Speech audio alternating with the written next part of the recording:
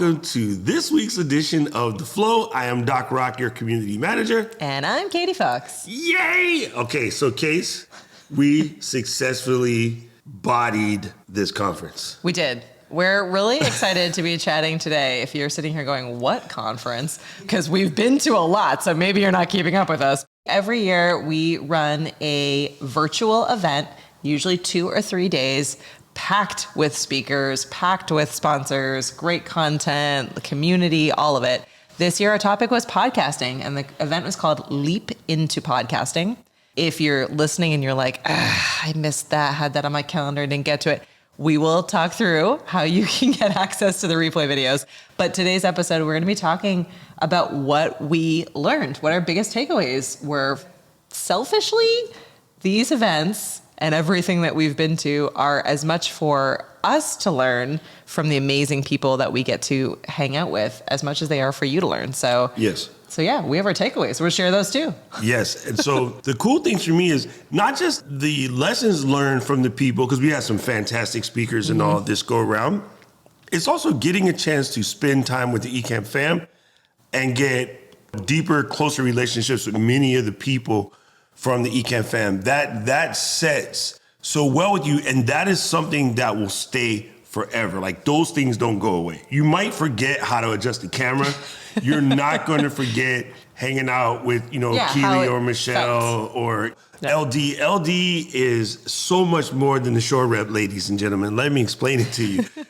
Laura Davidson, by the way. I'm double checking. When we were with Laura at People of Video, she said in like a moment of weakness that she hates when the Shure logo is upside down in microphones, but we're okay. We're okay. All right, check it out. I'm going to do one anal thing for this show. I'm going to do this to you. Okay. We're not going to go over here, though, I feel like. No, so the only reason for that is that it's less chance of crosstalk. Yeah, there we go. All right. We're adjusting on the fly. People listening, we're moving our microphones so that they're not facing each other. It looks cooler, and it's helping with the audio. And I think it's very important that you have your Shure logo in the right direction. And so I appreciate her comment, but I think it's funny because on the SM7B, you literally have to take it apart to flip it. And it's not hard, but it's also not easy. It's one of those things that's just fussy to get the lock rings in place. Yeah. So it is a challenge. Anybody who's done it. If you don't want your friends at Shure or Heil or any of the microphone companies to be angry at you, you should have their logo the right way.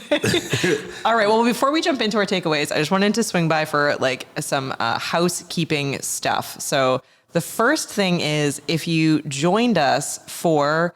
Actually, I'm looking at this and I'm wondering if this is the Flow QR code. It is. Oh, okay. So this is the Flow QR code. So if you want to get episodes, they drop every single Tuesday. Last week's is not quite up yet, but will be out soon. Yes. Scan this QR code if you are watching. Otherwise, if you're listening, go to flow.ecamm.com and you'll be able to grab the next episode. Hit the subscribe button or the follow button wherever you're listening to podcasts. Do us a favor on that. And what I was trying to get to, grab the wrong one first, is that we are talking today about Leap into Podcasting. It was last week. So if you missed it, don't worry. You can grab replays if you swing over to merch, merch.ecamm.com.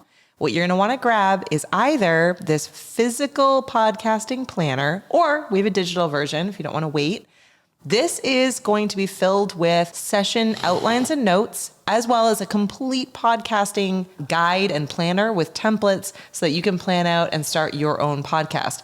It also comes with replay videos, not only from this past week's sessions, but last year's and the year before. So if you want to just be bombarded with every possible video on video production, live streaming, and podcasting, grab this guide, merch.ecamm.com.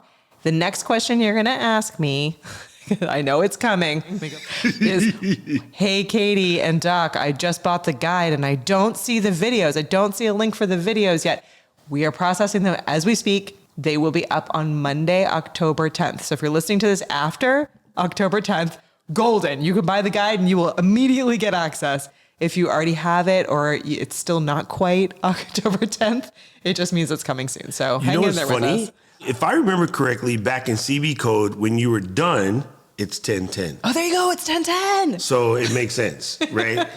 But yes, I really am excited about our talk today because of the takeaways. And again, I am really happy for the people that are finding the flow as we're growing our tribe and people are getting into it.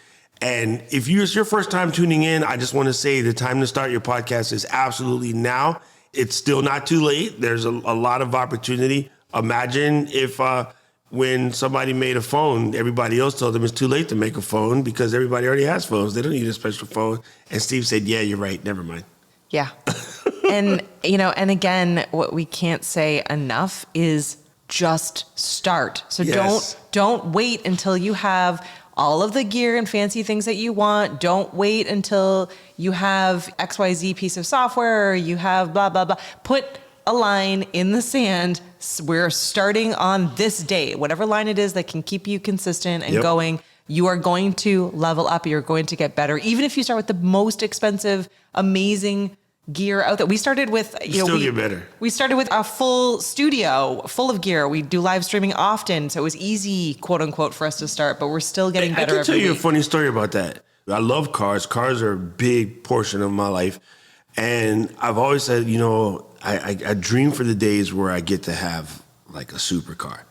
And then later on, I was like, nah, man, like buying cameras and microphones and stuff is way more fun. So I don't think I would ever spend that kind of money on a supercar. But I did have the benefit of babysitting a supercar for a long period of time. And it was a Ferrari 48 GTB Spider. It's basically a $450,000 car. You know what? I had to learn to drive. So it's kind of funny because this is not like new. Like this was, maybe 6 years ago, but it drives differently. So even having the best possible car you can get, you still have to go back to the basics to learn how to drive it because it's not the same as I have a pretty dope car, but it's not the same. So you will have to, it's when you go rent a car. Every time you get a rent a car, especially if it's crappier than yours, you have to relearn how to drive. Yep. If you go get a rented car and it's better than yours, you have to relearn how to drive. And there's some basic stuff. I mean, you fall back into it quickly, but just turning radiuses and how you lock and how you start, things like that. So yeah, it's a difference. And I hadn't driven manual for a while. So that also is a little bit of a trip. So, it's a thing that don't worry about the gear per se. Have your basic skills down. And that's some of the stuff that we are teaching in this podcast. So, and I honestly think that's one of at least my first takeaways. And it's something, again, we say almost every single week in almost every single show that Ecamm does. But what I heard all of our speakers, every single one, say over and over again, it like kicked off almost every single session, is you just have to start. And to take Doc's car love and analogy, it's real hard to drive somewhere if you don't put the key in the ignition or you don't press the button that turns the car on. I was going to say my car don't have a key ignition, exactly. But you know what it is. Yeah, but you have to actually turn the car on. It's real difficult to drive a car that is parked. So you have to start it moving. That comfort and flow that you see come out of a Jared, that's my homie. He's freaked out before he starts every time. You don't see that. But if you watch Jared's show on the YouTube videos or you just listen to it on the Hive podcast, he is right before the show freaking out. And then as soon as he starts, his calm kicks in. Hi, this is Jared Spinks and welcome to the Hive podcast. And I'm like, what happened to the guy that was freaking out like 3-4 minutes ago? Like it really does happen. And even the best, you guys might not believe this, but Tom Buck is a nervous wreck. He's going to be mad at me that I told you. But Tom Buck is a nervous wreck. You don't see that on camera. He brings it in really good as well. Yep. And just like super smooth with his delivery, super smooth with his lessons and things like that. But it happens to the best of them. I've worked in concerts. I've seen so many professional singers that you wouldn't think of that pace backstage. And then they come out and you would never know. They're just smooth as cake. Yeah, absolutely. That was my first that was my first takeaway, Doc. What was your first takeaway? My first takeaway is something that I actually say all the time, but I almost felt validated to have another person say what I always say, and that is you must define your purpose first. Once you have your purpose defined, most of the other excuses fall off, like a snake's, shedding their skin or whatever. When you have a purpose, you won't freak out about tiny mistakes because you know that you're delivering something that is providing some value to another person, and getting that is better. So here's a for instance. Say my purpose is to go to the soup kitchen and feed the needy. Let's say in my chili, I didn't put as much salt as I normally put. I'm off by like a smidgen, right? I'm not going to win the Texas 3-alarm chili cook-off, but to the homeboy that was like sleeping under the mailboxes around by the Costco, he don't care. He got 3 hots in the cot. Like he finally got like something to eat when it's cold out and he's hungry or whatever. So knowing that you're delivering that in-run value of feeding someone in need, you got to get over your personal pride of I didn't exactly follow my Mima's recipe for the chili. Same with your content. When you're delivering content of value and you're teaching people how to run their Discord, the fact that you had a hiccup or the fact that you had this pimple right here on his nose at age 50 plus, like, who cares? Like, that's not important. You're really saving somebody's bacon, so to speak, in teaching the lesson that you were teaching. So I was happy to hear Espree say that because it's something that I live by, intent and purpose. I like hearing it reiterated from someone else too, because it reminds me that I'm in the right spot. You know what I love to sort of echo, and we'll call out other speakers as well, but Espree did a really fantastic job, and she kind of covered it really quickly as she did throughout her whole, she had info to bring. She went really fast, but this point kind of went by quickly, and I want to grab it and make sure that everyone really heard it or rehears it or hears it for the first time right now. She said, I don't particularly like being on camera. She doesn't like having the camera faced at her the way that Doc and I have it right now. Katie still don't like it. I still don't love it, but I'm getting more comfortable with it. But what she said was she didn't even let that come close to bothering her. Her response was, I know that I don't like that about myself, but I have value that I want to bring to people. And I know that video is impactful. So I've done an insane amount of research, and I'm going to hire someone to animate me, and I'm going to put that over top of my voice. Done. I'm still doing video. I'm doing it in the way that works for me, and I'm hitting my goal. I know I need video. I know I need to create content. So I'm getting out there and I'm doing it in a unique way. Your unique way might be that you want an overhead camera on your hands and you're just showing your hands. Your unique way maybe that we have, so one of my all-time favorite podcasts, I think I've called them out on this show a bunch. It's called Obituary. Shout out to my friends, not really friends, fake friends that I think are friends who run Obituary. But they also don't want to be on video, but they started a TikTok channel because their fans and followers desperately want to spend time with them on TikTok. People want to know you. People want to know them. So they bought themselves puppets. I kid you not. They bought themselves puppets. And they are talking and hanging out as puppets on TikTok. It is wonderfully strange. It is absolutely them. And it works. And if you had told me my favorite podcasters are doing a puppet TikTok, I would have been like, hard pass. But it works for them. And instead of saying, no, I'm not going to do it, I'm not going to hit the record button, they said, I'm going to do it in the way that makes me feel comfortable and gets the value and the content out to people. Doc is still giving a face. No, I'm cracking up laughing inside because there's an inside joke to that, Keely and Rich. But yes. So funny. I thought that was another kind of great point that Espree brought up, that she didn't even blink an eye. Her response was just like, I know I need to do video. I don't want the camera pointed at me, so I'm not. But I'm going to do the video.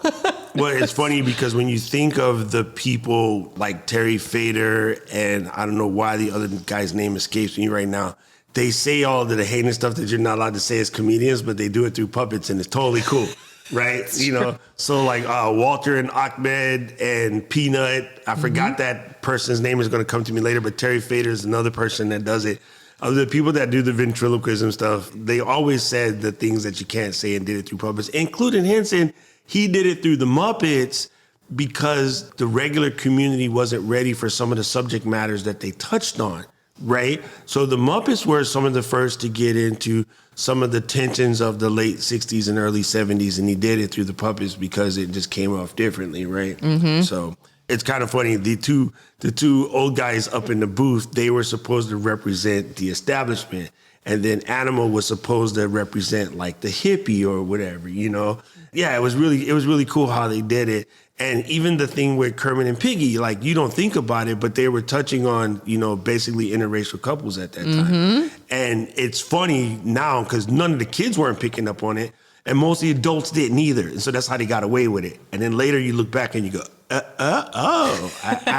see what you did here. I see what you did there, right? So yeah, straight gangster. I appreciate that. That's a very good takeaway. If you do nothing else, just watching the Spree session alone is worth the cost of cookies because, it was on point. It was on fire, a lot of value. I love one thing that she did that I don't want to count as my takeaway, okay? Because takeaway point 5. I want to be greedy. I want to be greedy with these. She presented with a level of energy that I wish more people who did their stuff do, right? Lunchtime in Amesbury. It's lunchtime in Amesbury. That was kind of perfectly timed, by the way. For instance, like my people know when I get into one of my rants on my streams, like it's out there. It's a lot of vibration popping off. And I love the way that she delivered that. For that particular type of content, it really matched like you want to grab this. I like the fact that it's delivered so fast you don't have time to take notes because taking notes isn't necessarily really learning. Like absorbing and doing is really learning. Taking notes is something they taught us in school that was kind of overplayed. So I like the fact that she delivers it at a pace that you really just need to pay attention. You can go back and take notes if you wish. Yeah, absolutely. All right, I have another one. Okay. And I think I did 2 in a row, so maybe you get 2 in a row then. But my other one that I really liked, and I don't think I had really ever carefully thought about this, but Chris talked a lot in his session about the concept of hiring out, outsourcing, bringing on help. And I think this is something that people think, I can't do that if I'm just getting started, or my podcast isn't big enough, or maybe I don't have, a sponsor, or I don't have someone else to be able to afford bringing on help. And I think what was really special about what Chris said is that think through what the various options are. And Jake actually touched not intentionally, but he touched a little bit on this as well in his session, all about educational podcasting. Look around at what your options are, right? So in Chris's, he was talking about the idea of virtual assistants. There are tons of people that are, in countries that are not the United States or Canada or the UK that have a ton to offer. They work on different time zones, so they can be working while you are sleeping or working away while you are focused on other things. They are more affordable without, you necessarily needing to feel as though, you're underpaying someone. You have the opportunity to really make a difference in someone's life. And that extra help is going to help you focus on what you do best, which is likely the creative part, the content part, and not likely the tech and the editing and all of that stuff that's getting in the way of you just starting your podcast.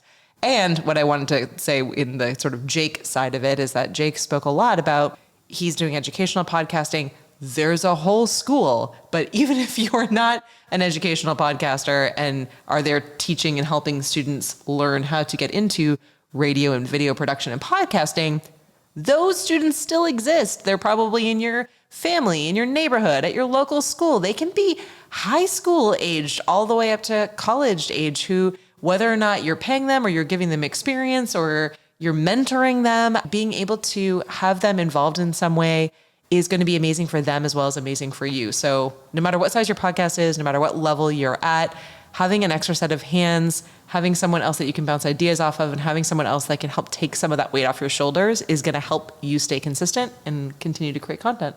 Correct. Now, here's what's funny. I look at some of our top creators in our circle, right? Kirk, Marshall, Walter, Alicio, and there's one other that escaped, Keith. I couldn't hide you, Miss Keith. Sean Cannell even, they all started doing their AV in church when they're like kids, and they're some of the better creators now. So a lot of our people come from those type of communities or other communities, similarly large communities, And like, how would you not reach into your community and say anybody any good at editing, anybody any good at filming, taking pictures, whatever, like it fully exists. Yeah. Right. Even one of our, guys, Linwell, like Linwell's a photographer, but he started his photography by helping his dad out do stuff at church. So in your organizations you have, in University of Hawaii, we actually have a media school. We have some creators that are from the TV space that now teach, into the university. So I can get, those sort of tech video interns like a dime a dozen, like they're literally just down the street at the uni. So you're right. That is a very good one to look into. The last one that I mentioned, and somebody said they never thought of it, but when we had our t-shirt company, I wanted a style that was sort of tattoo artist style. Yep.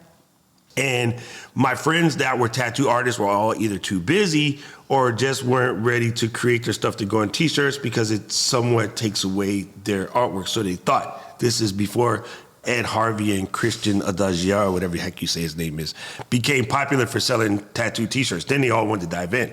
So I was like, where do you find the most epic tattoo artists that are trying to do some good? Prison. So the wood shop is literally down the street from the prison. So I called on the phone and I was like, hey, do you guys have an art program? Yes. Do you have guys that are on their way out that need some training into society? Yes. So I found an amazing artist. His goal was to get out of prison and start a tattoo shop. It was like kind of perfect. So he designed t-shirts for us. We were able to cover his rehab stuff. The state paid us to teach him how to be a normal person. So I got paid to have a tattoo artist draw shirts for my t-shirt company where I'm going to sell 500 shirts and make that look. Hello? So yeah, it exists. You can get help easily. All right, what's your, I just did, I think 2 in a row. So what's your next takeaway? I think another fantastic takeaway probably came from Ian's session. And it made me even rethink some of this stuff about how we do the flow. Because I remember being a guest on Ian's thing, and I thought Ian's checklist for the guest and Ian's checklist for his process is so well done. And the funny thing is, Ian spoke, Sally spoke, and Kirk spoke, and so did Jeff and Grace. Yeah, a lot of comments about I've been a guest on every one of their shows, and their flow slightly different, but very detailed. So last night I sat down and rewrote the process for the flow. Mm-hmm. I rewrote the flow for the flow because I had an opportunity to sort of see back in my memory, if you will, that when it's dialed in a little bit better, you eliminate some of the things that can go chaotic. Mm-hmm. So it goes back to refining the process. Oh my God, I almost said Achilles here. Defining the process. Again, redefining the process. Don't be afraid to adjust the process as you learn. And so here we are, popping episode 9, by the way, which is quite amazing because that means we completely passed the 7-episode pod fade. And like here I am tweaking the process. So I think that was dope. And again, it's just reminders that you're getting from the people that we know and love. And I think it makes it better because you're kind of like learning from your friends. Yeah. I mean, Jeff and Grace had it was kind of them to actually display their entire they use a Google Doc and they have everything outlined in that doc. And I will say that, same as you, I think I've been on everyone's show that talked about guests. And you do notice the difference. I, like Ian, am a recovering perfectionist. And there's no worse feeling than when you're a guest being like, I have this meeting invite that says I'm supposed to be on this podcast, but I don't know what, other than the time and this link, I don't know, is it a video a podcast? Is it an audio podcast? Is it shot in front of a live audience? What kind of topics are we talking about? Maybe you're multifaceted. I get asked questions about, our podcast, Ecamm, some of the stuff that I do just from a marketing standpoint, women in technology. There's a bunch of different topics that tend to come up, and not having any of that information adds a level of stress onto your guest that's unnecessary. And you can remove that by having a really set process. It'll also make it easier for you. You'll be way more efficient. Literally just duplicate it. Grace was like, I don't change this at all. I send the same email out to every single guest and it has the same information in it. Do it once and just keep repeating it. It's the same as doing a podcast. Yes. Have the same setup and just keep showing up and repeating it. So yeah, I thought that was a good. Well, and then the more you repeat it, the more natural it becomes, right? Yep. And you start to get that flow. So that's why we call this show The Flow. And I was just stuck because I was just about to come out as a way that's going to be cheesy, but it's not cheesy because that's why it's called what it's called, right? Yeah. Exactly it. You do start to get that flow. And so not to be confused with the insurance lady. Just saying. Yeah, man, I really think that getting your guests work together, even if you don't have guests, right? Practice with people in your house. Practice yourself being a guest on someone else's show, because different takeaway, but same takeaway. What an excellent way to expand your show. Be a guest on other people's show. And then that sort of helps get you out there from the brand perspective. Yeah, and that's actually an amazing point that Kirk brought up that I think is really important for everyone to hear. He said that he went on a guest podcast tour. Like, yes. He intentionally We're on a world tour with a mic in my hand. Sorry. He intentionally was like, before I do this, he was talking all about failure. He's like, I had failed at getting started with live shows, at getting started with podcasts. I had failed a bunch of times and I wanted to try again. I wanted to pick myself back up. But I knew that before I did that, I needed to put myself out there and know what it was like to be on all of these different shows. And every single show that he did, every single show that he was a guest on, helped give him ideas of what he liked or didn't like, what process worked or didn't work, what things that he would take from that in order to build out his show. So at the end of his tour of all of these different shows that he was on, not only did he know what he wanted his guest experience to be like, but everyone knew who he was. He had been on every single show out there. So it's a really smart thing to do from a variety of different standpoints. You know, if you're really struggling with, I don't know, how to just get started, or I don't know exactly what this show is going to look like, or, how it's going to come, but I know what the content I want and the value I want to get out to people. Work your network. Start by taking a look at who your people are that you can reach out to and ask to be a guest. I have yet to be told no. I ask everyone if I can be a guest on their show. I have yet to be told no. Correct. And going back to something we talked about before, we learned before, a great place to look for those guests. If your goal is, it's funny because I was a guest on his show now that I think about it. If your goal is to get to be a guest on, say, Pat Flynn's show. Oh, shout out to Pat Flynn. Then you want to start with some of his lower tier people, right? So I was actually a guest on Caleb's show, and Caleb is Pat's editor/assistant, right? I'm not going to attempt to pronounce Caleb's last name, but and just Caleb W, if you will. So you don't just like, I want to be on Pat's show and reach for the top. Go to the moderators or the admins or the people that support that channel. So, like, for instance, I don't know if this is a weird example, but if you wanted to be a guest on our show, why not start with, say, Paul or Keely or Luis or somebody, and then let us find you and see how dope you are. And like, we need to get that person on Ecamm. Neither one of us knew who Emily D. Baker was prior to POV, but we all left POV going, this chick is on point.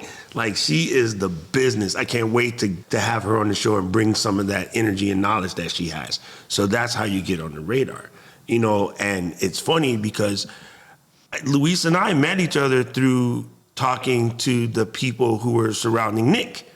And then from being in the chat, constantly talking to each other in there, one day Nick just calls me up and is like, hey, you want to be on D's show? So I've been a co-conspirator with D and a lot of the other sort of top YouTubers, and it just comes from being available in their circles and answering questions, and sort of how I got this job now, think about it. So, you got to put yourself out there and then be good. Don't go straight to promoting, right? You got to just be helpful. And if you're helpful enough, like, you'll get seen. Like, you don't have to jump up and down. Me. That's kind of irritating, actually. Forgive me, because this is not a great thing to say as a takeaway. I can't remember which speaker said this. Maybe Doc can remind me, and then it can be an official takeaway. But one of our speakers, maybe even two, We're like, you have no business starting a podcast or a live show if you do not consume podcasts or live shows. So step one, find what your favorite podcasts or live shows are. If your podcast has a live stream or they do a special video pop-up live stream, or there's a way that you can get in front of them in their community space, do that. But don't just show up and say, hey, hi, I'm watching from Amesbury, Massachusetts. Show up and ask questions. Show up and answer other people's questions in the chat. The more that you show up and interact with them, the more that you're going to see what it is you love about that show and what tips you can pick up from it. But also, people who are actually producing that content, the people you love, your favorite podcast or your favorite show host, they see you in the comments every single week. They see you saving them time, helping their people. That is how we've gotten to know a ton of people in the Ecamm moderator fam, from right? like they're answering questions and giving the links and sharing the info before it's sold. So here's a key takeaway also. If you're going to listen to a podcast, number one, do them a favor and send that review. That is really important. Yeah. You're actually being a good podcast citizen when you give that review, give that feedback. Another thing is, don't give superlative feedback. And what do I mean by that? This is a conversation I have with my people a lot. And it's funny because I was talking about it and then Katie was like, hey, I might do that. I try not to give a "this is fire" comment. What's fire? In the context at the time, the person understands what you mean. Mm-hmm. If they don't get to go back and watch the replay, or for the other people who come to watch the replay later, they have no context of what you're talking about. So this is fire. I really appreciate the way you said that you can often find many of the materials that you need to study your next practice in the library. That is a fantastic takeaway. Reminds me to update my library card. That is feedback. Yeah. This is fire with 57 fire emojis is you trying to be seen in the comment. Yeah. And I know that sounds a little bit, and you might not realize you do that. Reality is the back of your brain is going, I need people to know that I'm here and I'm being relevant, but it's not relevant and it's not helpful to the greater community. Add some context to your superlatives. Yeah. Or if you're not sure what context to add to your superlatives and you really want to be able to contribute to the feed or send something through, quote them. Whatever you said, whatever they said that related to you or set you on fire or got you really excited about that, put it in a quote and then put the fire emoji at the end. Put it in a quote and put the heart at the end. You know, that was a Katier way of saying what I just tried to say, but yes, exactly, that works as well. Repeat what Doc says and then put the fire emoji. You know who does that really well? One of our viewers, listeners, friends, family, all of the above, Dina of Silver Lining Home Place, she will quote the things. Felicia also will quote the things and then put stuff after it. That's very helpful, not only to you, because you typed it, it's stuck in your head deeper. Yeah. Right? But you also shared it with other people who might pop in late or are watching the replay if the replay chat's available, things like that. Yeah. So I like that. That is actually, that's a takeaway. A takeaway. That was a good takeaway. Take that away. Well, I think we've done more than 3, so we've checked the boxes. I'm watching the time today, but any others that are hugely important or things that were really impactful for you? There was another one that was really important, and of course, as I say that, my brain kind of like is wrapped around this a little bit, but it has to do with something that we're always going to talk about. We're always going to talk about like trying to shake the perfection and just get it out there and just let it happen. Like you're never going to get any better if you don't do it, right? And I know this sounds cliche and I know it gets old hearing it again, but one of my favorite ones is it is absolutely impossible for you to walk to the kitchen to get a bucket of ice cream without the first step and then the second and then the third. Right? There's just no way to do it. Well, unless you have a motorized chair. But you still have to move. Like it requires action. It requires just as much action for you to make an excuse or tell everybody why you can't do something as it does to do it. And that's something that my dad used to say all the time. And he was like, the amount of work you spent trying not to do the dishes, you could have just did the dishes. Yeah, exactly. And I'm like, yeah, okay. It didn't make sense back then, but it makes sense now. And I think a lot of times you just need to dig in. For instance, somebody was talking about recording on your phone. Yep. Like, please, please, please, please, please do not record on your phone. I think that was Ash. But if you have like a Shure MVI and a good microphone, you can record on your phone. So you can put the things in place to make it happen, but know for all of the things that you don't want to do, there are shortcuts. Some of those shortcuts are going to cost you. Yeah. Right? There's no way to do it without the paid shortcut, without actually putting in the work. So it's okay to have those tools. And to close it out, what was said by Espree is your software and your equipment are your co-producers. Oh, yeah. Are part of your team. They're part of your team. They're your co-producers. I wrote that one down. So, yes, I get it. Auphonic costs a thing, but it fixes a whole lot of the stuff that you're worried about having a bad mic, right? Yeah. Canva costs a thing, but it covers a lot for promoting clean, nice looking, beautiful graphics without you having to be me or Marshall or some other designer. That's the main takeaway, is that your software and your equipment are your teammates. And just like in the pros, you get a new quarterback when you're ready for a better one. So you can start with the one you got, because you can't start the game without one, but you can always get a better one. And then get a better one. You can be the Raiders and try to hurt two of them, not knowing that the third place guy named Tom Brady would turn out to be the GOAT. We should have left Drew Bledsoe on the field. What the heck were we thinking? Oh, goodness. Yeah, I did like that comment a lot, because I think that sometimes we're hesitant. We take on too much, or we're hesitant to pass that off, and it seems like it might be expensive, or it seems like, but if that is what you're trying to accomplish, you need those teammates. You need a little bit of help. It's okay to need a little bit of help. Prime example. I covered $15 a month for Canva just today, because I realized that the stuff that we're putting the replays together for you guys, I needed the thumbnails. So I would have had to call you and then call somebody else and be like, anybody know what the thumbnails are, whatever. I just opened Canva, they're all in there. I'm able to download all 39 thumbnails and update them on the fly without bugging anybody. So that mission took so much shorter. Yeah, that's worth it. That alone was worth the $15, because it would have taken me way more than an hour to try to track this stuff down. Yeah. And like even the people at Jack in the Box are at $15 an hour. So I literally covered it. Like literally, Canva is 1 hour of minimum wage for many places. Yep. So I think people need to get over that and sort of, how much is your time worth? Because there are the same ones that will complain about how this is hard because they don't have enough time. Yeah. All right. We did it. We did it. We talked through all the takeaways. We did not mention all of our speakers. So once again, huge thank you to each and every single one of our speakers who all brought the fire emoji to our virtual event. If you missed it, or if you were only able to catch some of the sessions, we mentioned it before. Haley put it on screen for everyone who is watching, but we'll talk through for if you are not. You can get the replays at merch, merch.ecamm.com. When you grab a guide, either a digital or physical guide, you get the guide to help walk you through it. You can literally fill it out, fill out your notes in the guide. They will help you. And then on October 10, we will drop the link to our portal, which will include this year's sessions, last year's sessions, and sessions from 2020. That's over 100 videos.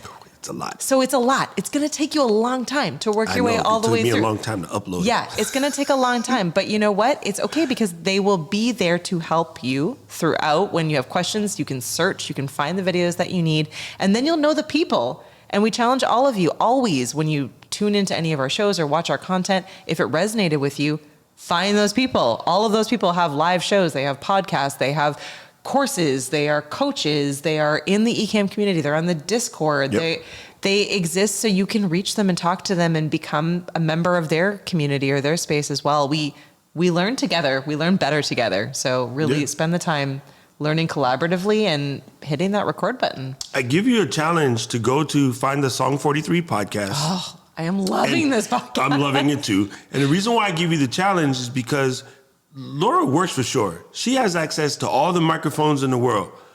I want you to listen to those episodes and report back to me next week of which ones you can figure out that she recorded on her iPhone in the bathroom or even in the plane, okay? She has recorded podcasts in the plane with that, and you will not know, okay? And I think that is the part of the challenge. And if you can find that, then I'll double check your answer.